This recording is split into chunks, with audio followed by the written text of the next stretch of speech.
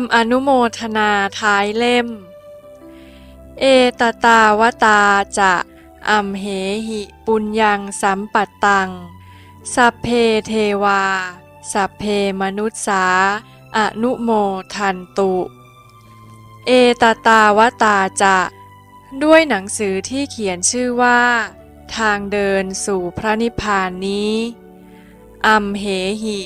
ข้าพเจ้าผู้เขียนหลวงพ่อทีวิจิตตธัมโมปุญญังสัมปัตตังได้บุญที่เป็นธรรมสากัจฉาและธรรมสวนะเต็มบริบูรณ์แล้วสัพเพเทวา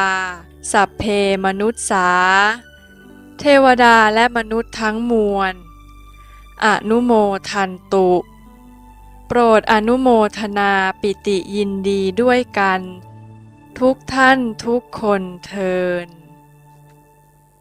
ด้วยการเขียนหนังสือชื่อว่าทางเดินสู่พระนิพพานนี้ข้าพเจ้า